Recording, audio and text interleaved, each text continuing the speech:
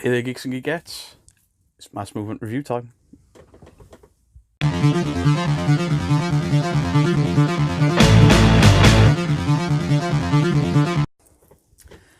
So, Mass Movement have again given me books to review. This is Marvel Avengers Age of Ultron Marvel Movie Collection. So, the Avengers assemble once again. Relive the historic first meeting between Marvel's mightiest heroes as Loki's plot to gain ultimate power sparks a worldwide manhunt. A vicious battle against the invading Chitauri in the heart of New York City, and the founding of the mighty Avengers. Next, thrilled to an all-new infinite-style adventure in the Marvel Cinematic Universe. What world-shaking threats have the Avengers battled since their last film?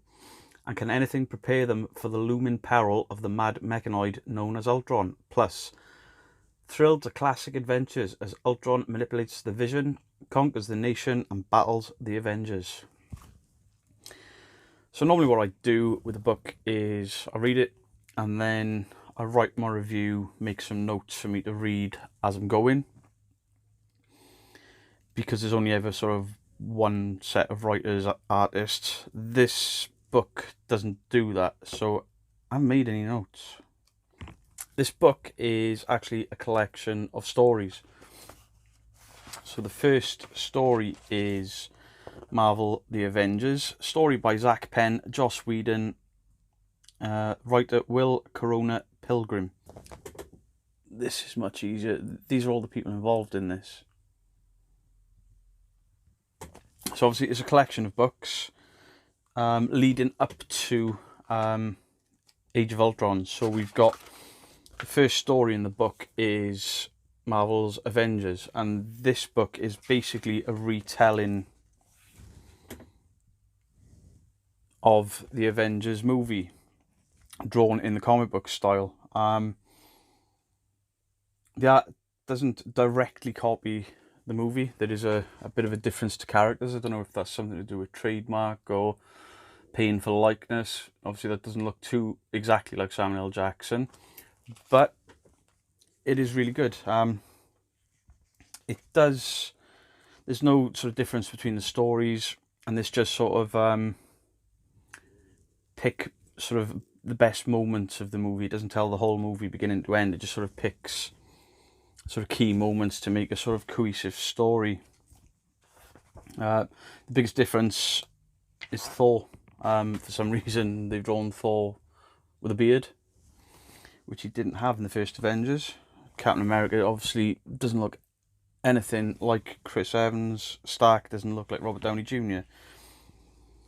So the art is good, but I can't say a great deal about the story because it's the exact same story as the movie. It's just told through comic book art. But I mean, it's serviceable. I enjoyed it. It was nice to see a different take on it. Again, they get Thanos turn up at the end, so there's almost an after credit for the book. So because that book's not an original story, I haven't reviewed it as such. The next story we get is the Age of Ultron Prelude. Will Corona Pilgrim writer, Jeffo and Mast storyboard artists, Wellington Alves is the penciler, Manny Clark inker, J. David Ramos is the colorist, and VC's Clayton Cowles as the letterer. So this story takes place at the end of Avengers, or it starts at the end of Avengers. It shows sections of the story that were missed in Marvel Avengers storyline, and then continues to show basically how Hydra infiltrated S.H.I.E.L.D. So this runs alongside the Winter Soldier. It runs just before Age of Ultron. It introduces Baron Strucker a little bit earlier than the movie did. There's the Baron there. And obviously with Baron Strucker and his experiments on Loki's scepter, we get introduced to a pre-powered Quicksilver and Scarlet Witch. The story basically shows us Wanda and Pietro up to, I think this is the point we're introduced in the movie. As a story in its own right, it does fill in some gaps, and it does so quite well. The art, as you can see, is your typical, or what I think we've come to expect from Marvel now in 2019. The artwork is out of this world. Really, really good artwork. But the story's great. It does fill in some gaps that people would have seen. You watch the movie and you think, well, they could have expanded on the twins a bit more. Well, this book does it, so the book is all the better for it. And that's where the movie section of this book ends, and there's still all of this left over. And what they've done is really cool, because if, like me, I started reading comic books in the 90s. I may have started a bit earlier with 2000 AD, because my dad used to give me 2000 AD comics to read in the late 80s. Basically, the rest of this book is all older Marvel stories, or some of them are older. There's newer ones towards the back that involve Ultron and Vision. So if you're a Marvel Cinematic Universe fan, but you've not really ventured into comic books, chances are you'd pick this up, read the sort of rerun of the Avengers, then the prequel story to Age of Ultron, and then you've got all of this with sort of the history of Vision and Ultron. And they haven't done anything to this art. They haven't sort of jazzed it up for a new generation. This is a reprint of the original introduction of Vision to the Marvel Comics. Obviously, Stan Lee edited this, Ray Thomas was the writer, and John Buscema was the artist. Everybody know who John Buscema is, and his artwork is synonymous with Marvel Comics and the Avengers. And this is old Marvel in all of his cheesy glory, the cheesy lines, the way people speak. And obviously, this is the comic that introduced Vision to the Marvel world. Well, Ultron is different, because Ultron isn't created by Iron Man in the books.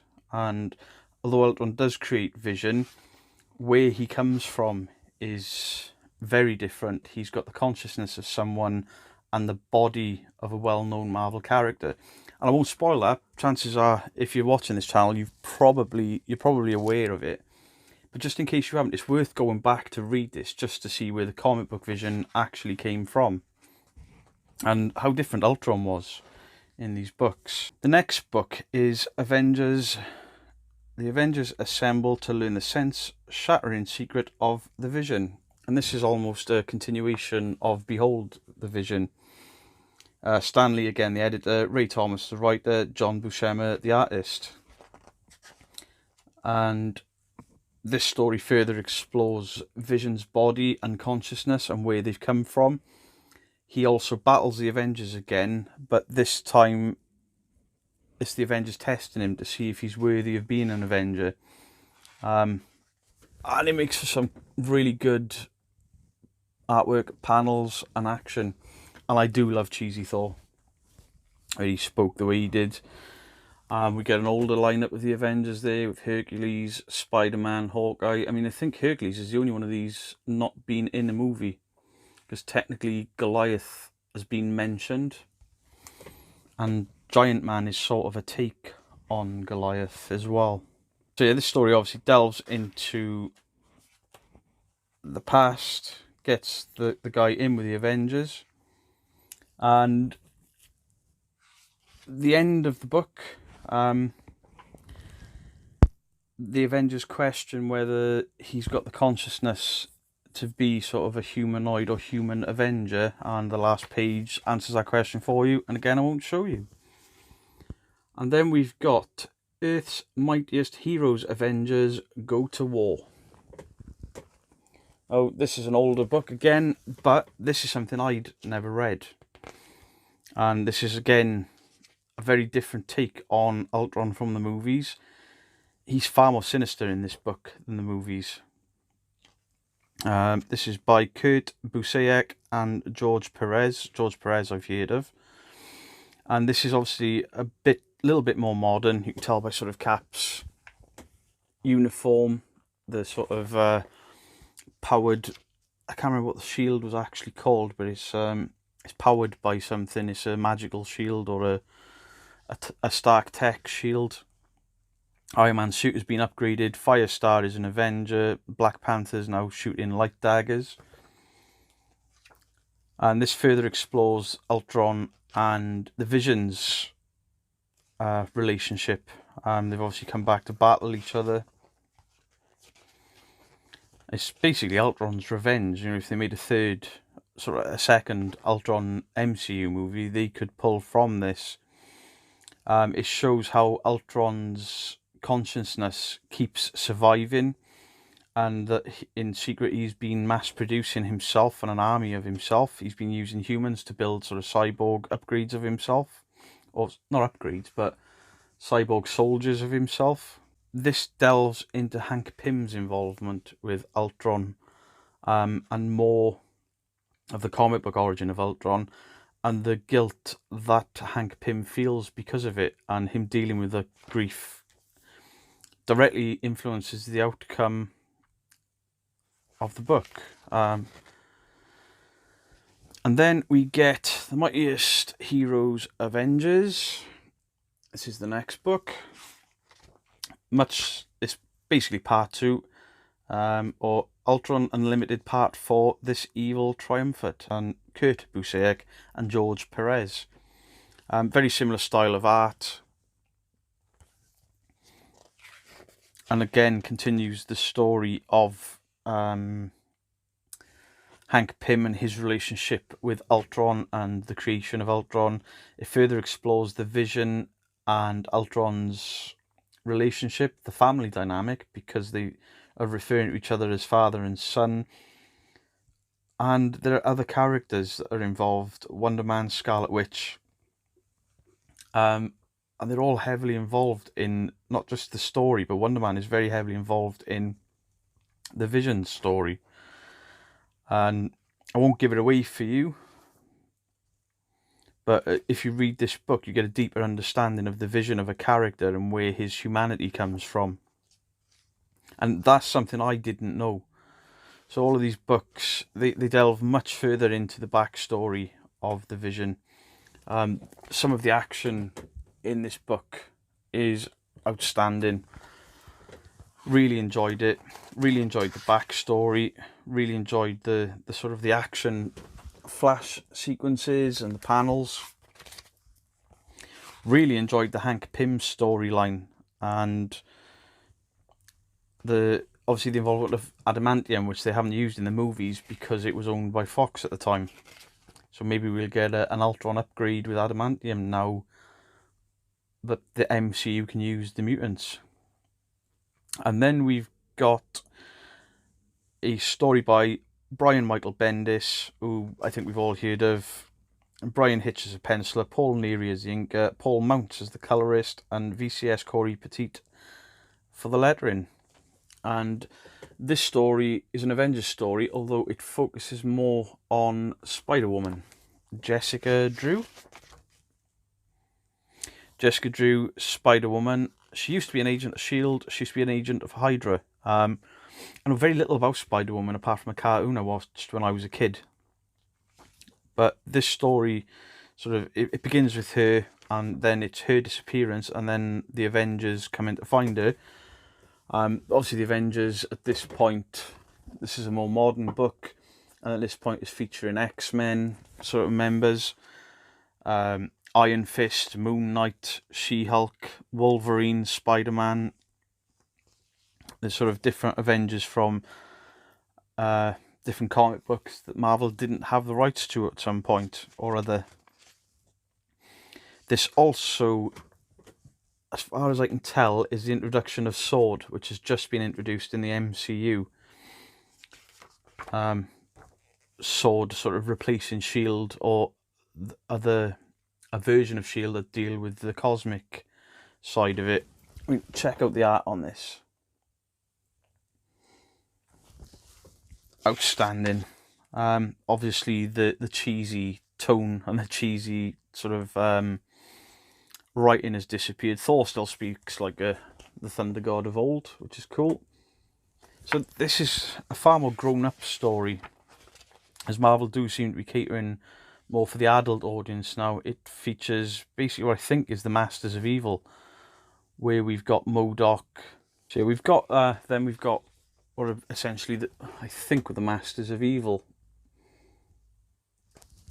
Brief introduction to who they are before they're shortly annihilated, really, by the Avengers assembling on them. And obviously these Avengers are a lot different to the movie Avengers. It's a very different looking team, and it's a really good story. And the artwork, I mean, that splash piece there of Tony Stark in the Iron Man suit, such a good piece of art there. Wouldn't mind that up on my wall. And that's kind of the end of the book. So it was hard to review as I would review a standalone graphic novel with another piece in the back, because normally I just mention there's a story in the back that tells you where this character came from. But yeah, this features comics from Marvel's The Avengers 1 and 2, an Age of Ultron prelude, The Sceptred Isle. Then you've got Avengers 1963, Avengers 1998, and Avengers 2010. So it's quite a big book. It's quite a hefty read, and it was an enjoyable read for me. And I have read some of these stories before. Certainly Behold the Vision. But to see this collection of which basically describes where Ultron and the Vision came from in the comic books, was a really good idea. The art is obviously very different throughout because of very different artists across, well, from the 60s until 2010, and then obviously the more modern 2019 story.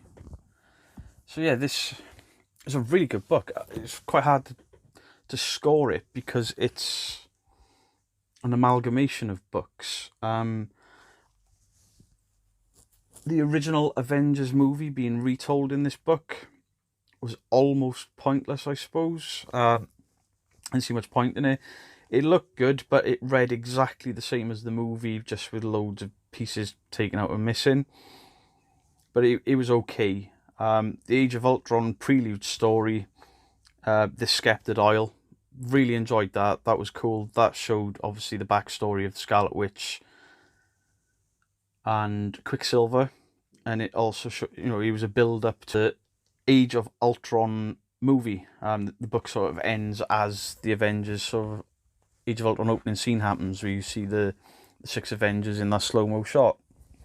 And then obviously you've got basically a Marvel history of Ultron and Vision in the comics. So if you've never read any of those stories before, it's worth going out and buying. Obviously the first book, I don't see the point in it being in there, but it was.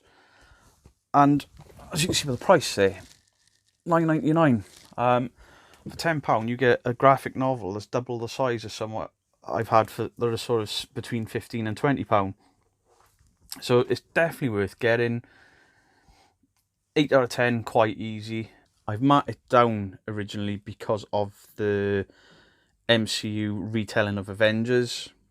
I couldn't give it much more because it would be like trying to review classic comic books, and I'm not going to review Behold the Vision and all these other Ultron stories because we all know that these are the golden age of Marvel. The new story at the back, I really did enjoy that, with Jessica Drew, or The Hunt for Jessica Drew, and the Avengers assembling the different teams. The artwork is outstanding in that. So for nostalgia and from a new story point telling, this book is actually really good. So if you've not read any of it before, pick it up. And if you have read some of it before, for £10, look cool in the collection. And I've almost got a wall of books building up here.